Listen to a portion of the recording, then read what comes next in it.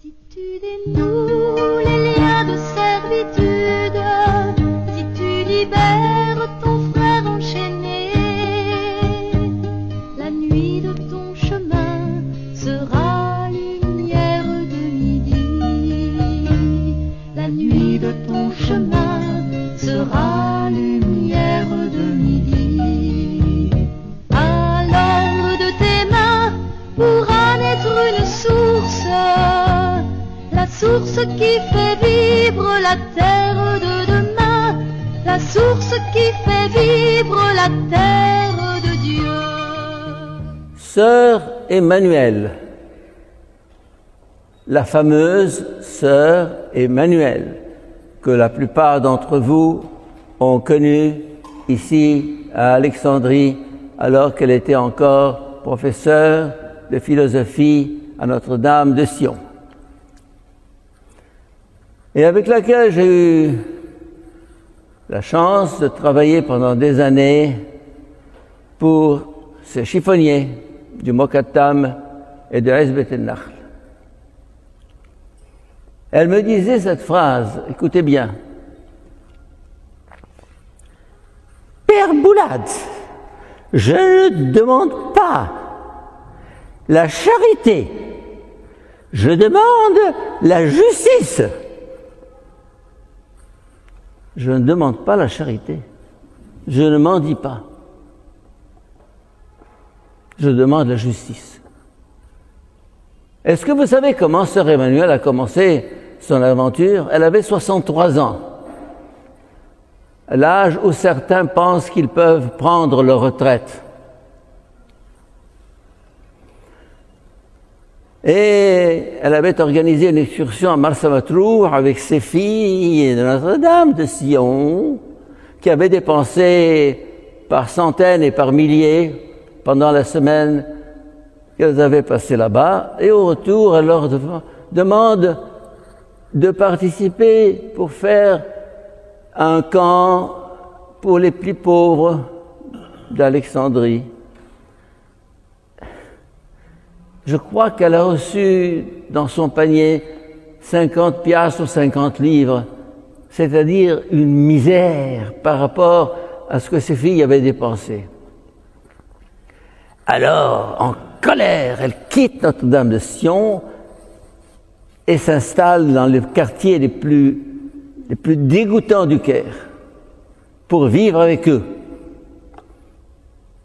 Père Boulad, je ne demande pas la charité, je demande la justice. Oui. Pourquoi faut-il que certaines classes sociales dépensent par milliers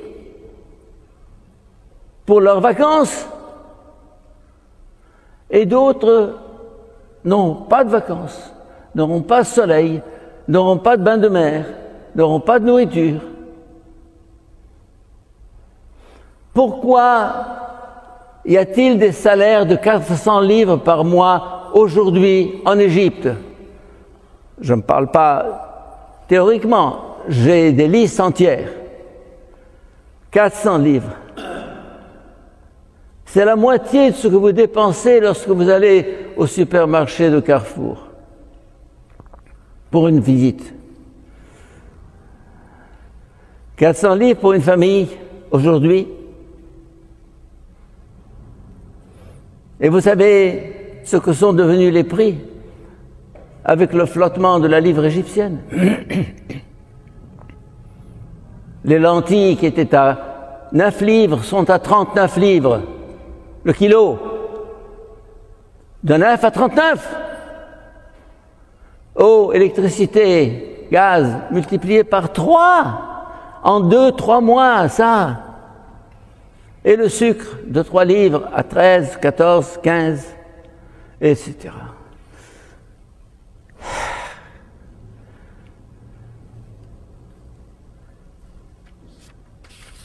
Qu'est-ce qu'il nous dit, Isaïe?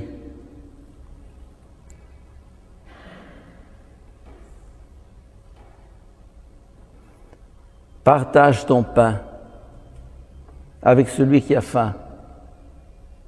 Accueille chez toi les pauvres sans abri.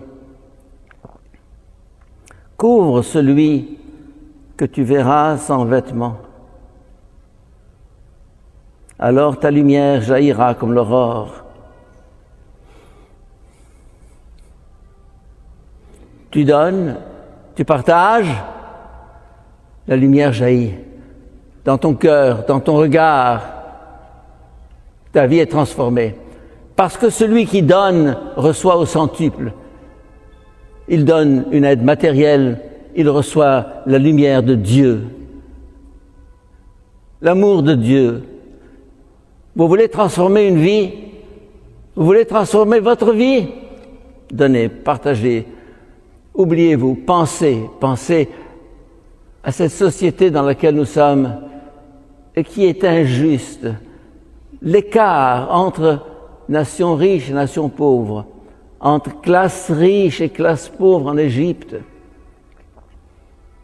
Revenu annuel, 400 livres, 4000 livres, 40 000 livres par mois, pas annuel, mensuel, pardon. Vous allez me dire 40 000 livres par mois? Oui, vous en connaissez des gens à 40 000 par mois. À 400 000, c'est plus rare, mais ça existe, et ils ne sont pas peu nombreux. Et à 4 millions par mois, ça existe aussi. 400, 4 millions, dans la même Égypte, avec les mêmes prix.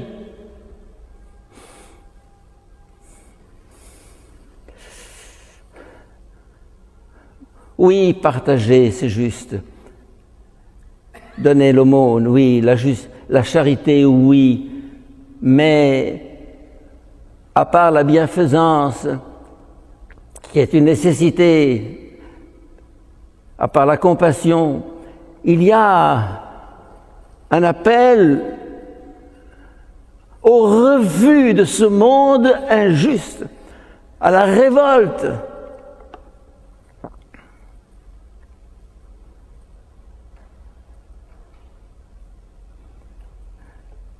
Jésus était un révolté. Il a bien dit, je suis doux et humble de cœur, mais quand on le voit dans l'Évangile, il n'a pas l'air ni d'être doux, ni humble il est humble de cœur peut-être, bon, mais c'était pas un doux. Ah! Eh bien, la révolte est une manière de refuser l'injustice, ce monde à 2 et 3 vitesses. Pourquoi faut-il que des gens soient plus égaux que d'autres? Pourquoi ce monde injuste? Il ne faut pas, il faut refuser ce monde. C'est pas du jour au lendemain que nous allons le changer, non. Mais on va le changer. Nous allons le changer. Chacun pour sa part, pour sa petite part.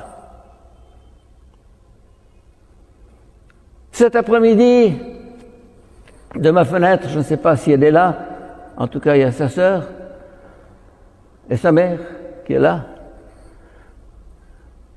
Bon, celle qui me sert de servante de messe, Nesma, s'occuper d'un groupe d'une quinzaine ou d'une vingtaine de filles de 13 ans environ, des jeux, activités, formations. Et je regardais ça de la fenêtre en me disant, voilà, si chaque jeune pensait qu'il était responsable de tout un groupe comme ça, l'Égypte changerait. Le MEJ, ce mouvement dont tellement d'entre vous font partie, c'est extraordinaire. Et le scoutisme, et les cœurs vaillants, et la conférence Saint-Vincent de Paul, et les dames de Caritas, et les handicapés mentaux, et l'Arche, et tout le reste. Que de choses bouillonnent en Alexandrie, en Égypte. C'est merveilleux, mais c'est pas suffisant. Vous allez me dire, qu'est-ce qu'on peut faire de plus? J'en sais rien. Il s'agit d'inventer ce monde de demain. Merci. Alors de tes mains pourra naître une source. La source qui fait vivre la terre de demain. La terre de demain. Inventer la terre de demain. enfanter la terre de demain. Car cette terre est entre nos mains. Nous pouvons la façonner.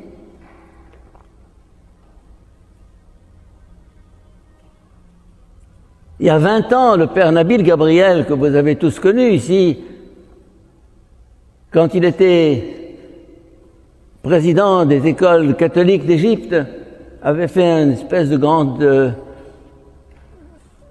festival avec tous des centaines de milliers, enfin des dizaines de milliers d'élèves au grand stade du Caire.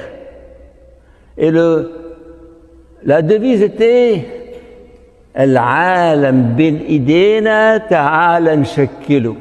Ce monde est entre nos mains, façonnons-le. Ce monde est entre nos mains. Le monde de demain est entre nos mains. Il sera ce que nous le ferons.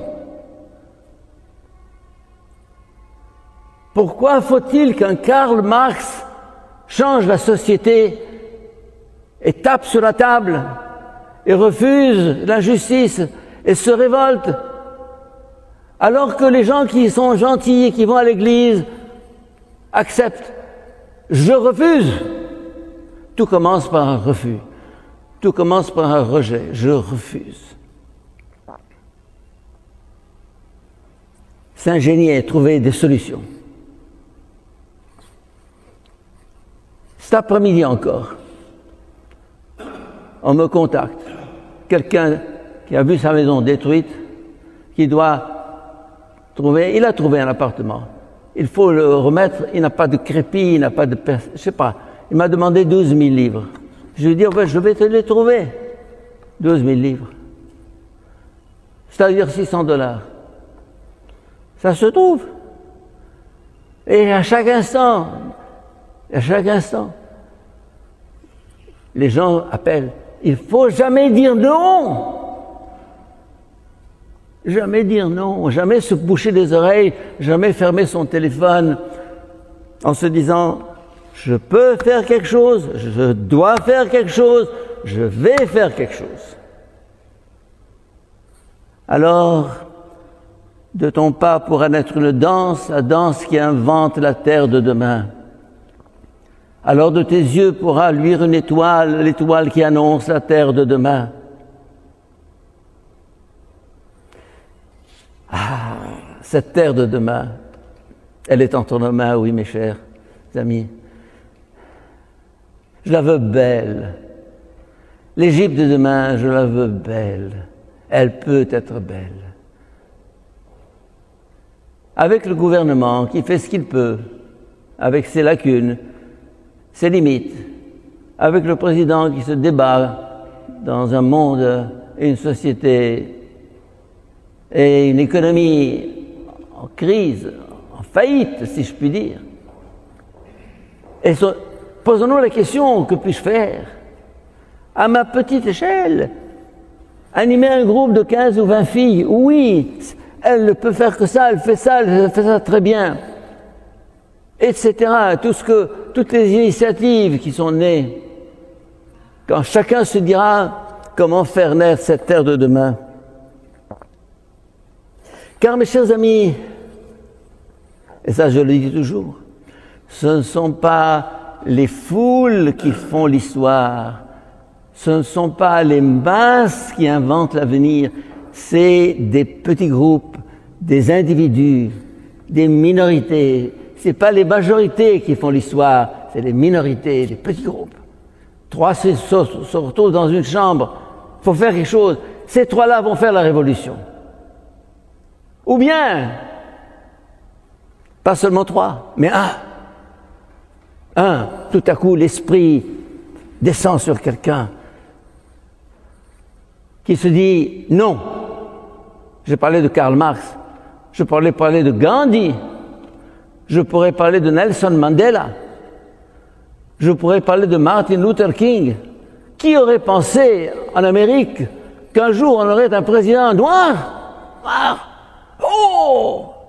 Oui, et c'est arrivé. Inventer l'avenir. penser que ce monde peut être autre. Et puisque je parle de l'Amérique, je terminerai par une phrase de notre président sortant d'Amérique, Barack Obama.